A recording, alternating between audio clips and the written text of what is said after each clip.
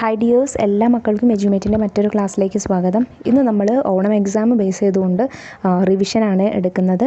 തൊഴിൽ വൈവിധ്യങ്ങൾ എന്നുള്ള സോഷ്യൽ സയൻസിലെ 3-ാമത്തെ ചാപ്റ്ററാണ് കേട്ടോ എടുക്കുന്നത്. കഴിഞ്ഞ 2 പാഠങ്ങൾ നമ്മൾ റിവിഷൻ മുൻപ് ചെയ്ത് അപ്ലോഡ് ചെയ്തിട്ടുണ്ടായിരുന്നു. അപ്പോൾ വീഡിയോ കാണാത്തവർക്ക് വേണ്ടിയിട്ട് ഞാൻ അതിൻ്റെ ലിങ്ക് ഡിസ്ക്രിപ്ഷൻ ബോക്സിൽ കൊടുത്തേക്കാൻ കണ്ടു നോക്കുക. അല്ലെങ്കിൽ നിങ്ങൾ STD 5 സോഷ്യൽ സയൻസ് എന്നുള്ള STD 5 ക്വസ്റ്റ്യൻ പേപ്പേഴ്സ് എന്നുള്ള പ്ലേലിസ്റ്റ് എടുത്ത് നോക്കിയാൽ അതിലായിട്ടും നിങ്ങൾക്ക് ലഭിക്കുന്നതാണ്. ക്ലാസ്സിലേക്ക് കിടക്കുന്നതിന് മുന്നേ ചാനൽ ആദ്യമായി കാണുന്നവരാണെങ്കിൽ ഒന്ന് സബ്സ്ക്രൈബ് ചെയ്ത് സപ്പോർട്ട് ചെയ്യാൻ മറക്കല്ലേ. അതുപോലെ തന്നെ വീഡിയോ നിങ്ങളുടെ കൂട്ടുകാരിലേക്കും ഷെയർ ചെയ്ത് കൊടുക്കണേ. അപ്പോൾ ശരി, നമുക്ക് നേരെ ക്ലാസ്സിലേക്ക് കിടക്കാം. ഈ ചാപ്റ്ററിൽ വരാൻ സാധ്യതയുള്ള ഇമ്പോർട്ടൻ്റ് ആയിട്ടുള്ള ഒരു ചോദ്യമാണ് വരുമാനം എന്നാൽ എന്ത് എന്നുള്ളൊരു 1 വേർഡ് ക്വസ്റ്റ്യൻ വരാം. അപ്പോൾ എങ്ങനെ എഴുതാം? വിവിധ സാമ്പത്തിക പ്രവർത്തനങ്ങളിൽ ഏർപ്പെട്ടതിൻ്റെ ഭാഗമായി ഒരു വ്യക്തിക്ക് നിശ്ചിത കാലയളവിൽ ലഭിക്കുന്ന പണമാണ് വരുമാനം എന്ന് പറയുന്നത്.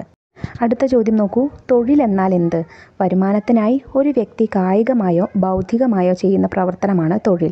തൊഴിലിന് പ്രതിഫലം കൂലിയായോ ശമ്പളമായോ ലഭിക്കുന്നു. വ്യക്തികളുടെ പ്രധാന വരുമാന മാർഗമാണ് തൊഴിൽ. വരുമാന സ്രോതസ്സുകൾ എന്നാൽ എന്ത്? വരുമാനം ലഭിക്കുന്ന അധ്വാനമോ വസ്തുവകകളോ ആണ് വരുമാന സ്രോതസ്സുകൾ. ഉദാഹരണം കൃഷി, ബിസിനസ്, ബാങ്ക് നിക്ഷേപങ്ങൾ, ആസ്തികൾ തുടങ്ങിയവയെല്ലാം വരുമാന സ്രോതസ്സുകൾക്ക് ഉദാഹരണമാണ്. വിവിധ വരുമാന സ്രോതസ്സുകൾ ചിത്രീകരിച്ചിരിക്കുന്ന ഡയഗ്രാം പൂർത്തിയാക്കുക. നോക്കിക്കേ, നിങ്ങൾക്കിത് ഡയഗ്രാമായോ അല്ലെങ്കിൽ എങ്ങനെ ചോദിക്കാം, വിവിധ വരുമാന സ്രോതസ്സുകൾക്ക് ഉദാഹരണം എഴുതാനായിട്ട് ചോദിക്കാം. അപ്പോൾ ഏതൊക്കെയാണ്? ബാങ്ക് നിക്ഷേപം, ആസ്തികൾ, തൊഴിൽ, കൃഷി, ബിസിനസ് തുടങ്ങിയവയെല്ലാം നിങ്ങൾക്ക് എഴുതി ചേർക്കാവുന്നതാണ്. Next question. വിവിധ സ്രോതസ്സുകളിൽ നിന്ന് ലഭിക്കുന്ന വരുമാനം പട്ടികപ്പെടുത്തുക. വരുമാന സ്രോതസ്സുകൾ, വരുമാനം എന്നിങ്ങനെ ഒരു കോളം തരാം, പട്ടിക തരാം. അതിൽ വിട്ട ഭാഗം പൂരിപ്പിക്കുക എന്നുള്ള രീതിയിലായിരിക്കാം നിങ്ങൾക്ക് ഒരു പക്ഷേ ചോദ്യം വരുന്നത്. അല്ലെങ്കിൽ ഉദാഹരണമായിട്ട് എഴുതാനായിട്ടും അങ്ങനെ വരാട്ടോ. അപ്പോൾ കൃഷി വരുമാന സ്രോതസ്സാണെങ്കിൽ വരുമാനം വിളയാണ്. തൊഴിലാണെങ്കിൽ വരുമാനം കൂലി അല്ലെങ്കിൽ ശമ്പളമാണ്. ബിസിനസ് ആണെങ്കിൽ വരുമാനം ലാഭമാണ്. ബാങ്ക് നിക്ഷേപമാണെങ്കിൽ വരുമാനം പലിശയാണ്. ആസ്തികളാണെങ്കിൽ വരുമാനം പാട്ടം അല്ലെങ്കിൽ വാടകയാണ്. ഓഹരി നിക്ഷേപങ്ങളാണെങ്കിൽ വരുമാനം ലാഭവിഹിതമാണ്. വ്യക്തിഗത വരുമാനം എന്നാൽ എന്ത്? ഒരു വ്യക്തിക്ക് വിവിധ വരുമാന സ്രോതസ്സുകളിൽ നിന്ന് ഒരു നിശ്ചിത കാലയളവിൽ ലഭിക്കുന്ന ആകെ വരുമാനമാണ് വ്യക്തിഗത വരുമാനം. കുടുംബ വരുമാനം എന്നാൽ എന്ത്? ഒരു കുടുംബത്തിലെ അംഗങ്ങൾക്കെല്ലാം കൂടി ഒരു നിശ്ചിത കാലയളവിൽ ലഭിക്കുന്ന ആകെ വരുമാനമാണ് കുടുംബ വരുമാനം. അപ്പോൾ ഇത് നിങ്ങൾക്ക് ഇങ്ങനെ 1 വേർഡായിട്ടും ചോദിക്കാം. അല്ലെങ്കിൽ വ്യക്തിഗത വരുമാനവും കുടുംബ വരുമാനവും തമ്മിലുള്ള വ്യത്യാസം എന്ത് എന്നുള്ള രീതിയിലും ചോദിക്കാം. അപ്പോഴും ഇത് രണ്ടും എഴുതി കൊടുത്താൽ മതി കേട്ടോ. എന്താണ് കാർഷിക തൊഴിലുകൾ? പ്രകൃതി വിഭവങ്ങൾ ഉപയോഗപ്പെടുത്തി ഭക്ഷ്യവസ്തുക്കളുടെയും നാരുകളുടെയും ഉൽപ്പാദനത്തിനായി സസ്യങ്ങൾ വളർത്തുന്നത്, കന്നുകാലി വളർത്തൽ, മത്സ്യകൃഷി തുടങ്ങിയവ കാർഷിക തൊഴിലുകളാണ്. എന്താണ് കാർഷികേതര തൊഴിലുകൾ? കാർഷിക തൊഴിലുകളിൽ ഉൾപ്പെടാത്ത എല്ലാവിധ തൊഴിലുകളും കാർഷികേതര തൊഴിലുകളാണ്. വ്യാവസായിക അടിസ്ഥാനത്തിൽ ഉൽപ്പന്നങ്ങൾ നിർമ്മിക്കുന്ന തൊഴിലുകളും വിവിധ തരം സേവനങ്ങളും കാർഷികേതര തൊഴിലുകളാണ്. ഉദാഹരണം വസ്ത്രനിർമ്മാണം, കെട്ടിട നിർമ്മാണം, ബിസിനസ്, ബാങ്കിങ്, അധ്യാപനം, ഗതാഗതം, ഫാക്ടറി തൊഴിലുകൾ. അപ്പോൾ നിങ്ങൾക്ക് ഇതിങ്ങനെ 1 വേർഡായിട്ട് ചോദിക്കാം. അല്ലെങ്കിൽ കാർഷിക തൊഴിലുകളും കാർഷികേതര തൊഴിലുകളും തമ്മിലുള്ള വ്യത്യാസം എന്ത് എന്ന് ചോദിക്കാം. അതല്ലെങ്കിൽ കാർഷിക തൊഴിലുകളും കാർഷികേതര തൊഴിലുകളും പട്ടികപ്പെടുത്തുക എന്നുള്ള രീതിയിലും ചോദിക്കാം. അടുത്ത ചോദ്യം നോക്കൂ. നിങ്ങളുടെ ചുറ്റുപാടിൽ കാണുന്ന തൊഴിലുകളെ കാർഷിക തൊഴിലുകളെന്നും കാർഷികേതര തൊഴിലുകളെന്നും തരംതിരിച്ച് താഴെ നൽകിയിരിക്കുന്ന പട്ടിക പൂർത്തിയാക്കുക. കാർഷിക തൊഴിലുകൾ എന്ന് പറയുന്നത് നെൽകൃഷി, മത്സ്യകൃഷി, മൃഗസംരക്ഷണം, പുഷ്പകൃഷി, കോഴി വളർത്തൽ. കാർഷികേതര തൊഴിലുകൾ കച്ചവടം, കെട്ടിട നിർമ്മാണം, അധ്യാപനം, ബാങ്കിങ്, വസ്ത്രനിർമ്മാണം.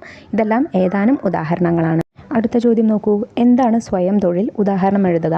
ഏതെങ്കിലും തൊഴിലുടമയുടെ നിയന്ത്രണത്തിലല്ലാതെ സ്വതന്ത്ര സാമ്പത്തിക പ്രവർത്തനത്തിലൂടെ ഉപജീവനം നടത്തുന്നതിനെയാണ് സ്വയം തൊഴിൽ എന്ന് പറയുന്നത്. ഉദാഹരണം പലചരക്ക് കടകൾ, തുന്നൽ കടകൾ, പലഹാരക്കടകൾ തുടങ്ങിയവ. സ്വയം തൊഴിൽ സംരംഭങ്ങളുടെ സവിശേഷതകൾ എഴുതുക. പ്രധാനപ്പെട്ട ഒരു ചോദ്യമാണ് കേട്ടോ, ശരിക്കും പഠിച്ചു പോയിക്കോളൂ. മറ്റൊരാളെ ആശ്രയിക്കാതെ സ്വന്തമായുള്ള തൊഴിൽ സംരംഭത്തിലൂടെ വരുമാനം കണ്ടെത്തുന്നു. സ്വയം തൊഴിലിൽ ഏർപ്പെടുന്ന വ്യക്തി തൻ്റെ സംരംഭത്തിൻ്റെ ഉടമസ്ഥതയും അതേ അവസരത്തിൽ ഒരു തൊഴിലാളിയുടെ എല്ലാ ഉത്തരവാദിത്തവും നിർവഹിക്കുന്നു. സ്വയം തൊഴിലിൽ വ്യക്തികൾ കൂടുതലും ഒറ്റയ്ക്കാണ് അവരുടെ സംരംഭം കൈകാര്യം ചെയ്യുന്നത്. അതിൽ നിന്ന് ലഭിക്കുന്ന വരുമാനത്തിൻ്റെ പൂർണ്ണ അവകാശി സ്വയം തൊഴിൽ സംരംഭകർ മാത്രമായിരിക്കും. ഇതെല്ലാം സ്വയം തൊഴിൽ സംരംഭങ്ങളുടെ സവിശേഷതകളായി എഴുതാവുന്നതാണ്. സ്വയം തൊഴിൽ സംരംഭങ്ങൾ പ്രോത്സാഹിപ്പിക്കുന്നതിനായി സർക്കാർ നടപ്പിലാക്കുന്ന പദ്ധതികളുടെ പേര് നൽകുക. നവജീവൻ പദ്ധതി, ഈ പദ്ധതിയുടെ ആനുകൂല്യങ്ങൾ ലഭിക്കുന്നത് മുതിർന്ന പൗരന്മാർക്കാണ്. കൈവല്യ ഭിന്നശേഷിക്കാർക്കാണ്. ശരണ്യ വനിതകൾക്കാണ്. ജീവനം കുറ്റകൃത്യങ്ങൾക്കിരയായി മരണപ്പെടുന്നവരുടെ ആശ്രിതർക്കാണ്. അപ്പോൾ ഇതെല്ലാം എന്താണ്? ഇത് ഒരുപക്ഷെ നിങ്ങൾക്ക് ഇതിന് ഉദാഹരണമായിട്ട് ചോദിക്കാം. ഇങ്ങനെ സ്വയം തൊഴിൽ സംരംഭങ്ങൾ പ്രോത്സാഹിപ്പിക്കുന്നതിന് സർക്കാർ നടപ്പിലാക്കുന്ന പദ്ധതികൾക്ക് ഏതാനും ഉദാഹരണങ്ങൾ നൽകുക, അങ്ങനെ ചോദിക്കാം. അല്ലെങ്കിൽ ഇത് എന്ത് ചെയ്യാം, പട്ടിക പൂർത്തിയാക്കുക എന്നുള്ള രീതിയിലും ചോദ്യം വരാട്ടോ. അപ്പോൾ ഈ ചാപ്റ്ററിൽ നിങ്ങൾക്ക് വരാൻ സാധ്യതയുള്ള ചോദ്യങ്ങൾ ഇതൊക്കെയാണ്. നല്ലതുപോലെ പഠിച്ചു പോവുക, വീഡിയോ വീണ്ടും വീണ്ടും കണ്ട് പഠിച്ചു വെച്ച് മനസ്സിലാക്കി പോവുക. അല്ലെങ്കിൽ എന്ത് ചെയ്യുക, നോട്ട് എഴുതിയെടുക്കുക, നോട്ട് എഴുതിയെടുത്ത് ബൈഹാർട്ട് ചെയ്ത് പഠിക്കുക കേട്ടോ.